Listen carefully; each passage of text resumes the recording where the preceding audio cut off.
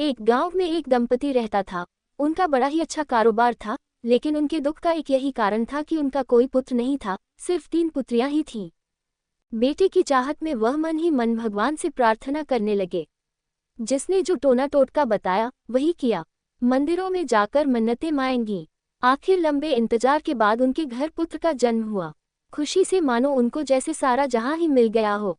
मिठाइयां बंटवाई गईं, दावत दी गई और गरीबों में बख्शीश बांटी गई। फिर दूसरा पुत्र हुआ। अब तो साहूकार और उसकी पत्नी की खुशी का ठिकाना ही नहीं रहा। समय बीतने लगा। कहते हैं अच्छा समय पंख लगाकर उड़ जाता है। साहूकार और उनकी पत्नी के साथ भी यही हुआ। उन्होंने बेटों की परवरिश में कोई कमी नहीं छोड़ी। अच्छा भोजन, अच्छे कपड़े और अच्छी पढ़ाई सब दिया। समय के साथ दोनों बेटों की शादी हो गई और बेटियां भी अपने ससुराल चली गईं, जिसे समाज में जिम्मेदारियों से मुक्त होना माना जाता है। साहूकार ने सोचा कि अब आराम से बेफिक्र होकर जीवन जिएंगे और बच्चों के साथ सुखी रहेंगे। उन्होंने अपनी सारी संपत्ति दोनों बेटों में बांट दी। इसके बाद दोनों बेटों और बहुओं का व्यवहार धीरे धीरे बदलने लगा। बेटे अलग अलग अपने परिवार के साथ रहते थे और माता पिता छोटे बेटे के साथ में थे। एक दिन छोटी बहू बोली, मांझी, आप लोग भैया के पास क्यों नहीं चले जाते? उन्होंने भी बराबर का हिस्सा लिया हुआ है। सेठानी चुप रही, कुछ न कह सकी। झगड़े दिन पर दिन बढ़ने लगे और फैसला हुआ कि सुबह का खाना छोटी बहू देगी और रात का खाना बड़ी बहू। 2-4 दिन तो सब ठीक चला, फिर खाना भी देर सवेर आने लगा। सुबह के खाने को दोपहर हो जाती और शाम के खाने को देर रात। हद तो तब हो गई जब बहुएं बासी खाना देने लगी।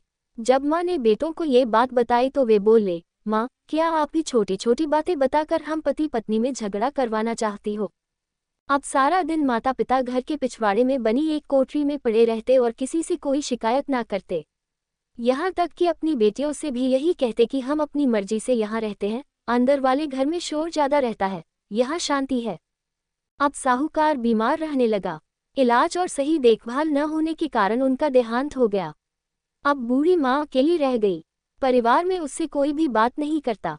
कभी वह बात करने की कोशिश भी करती तो बच्चे कहते, दादी अम्मा ने दिमाग खराब कर रखा है। और बहू बेटा बोलते, इन्हें पढ़ने दो, एक जगह बैठा नहीं जाता। कहीं गिर पड़ोगी तो इलाज का खर्चा होगा, सो अलग। एक दिन माँ ने बात करते सुना। दोनों बेटे आपस में बात कर रहे थे, पता नहीं अम्मा कब मरेगी। उस कोठरी और उसके आगे के आंगन का भी बंटवारा हो जाता तो अच्छा होता। ये सुनकर माँ की आंखों से आंसुओं की धारा बह निकली।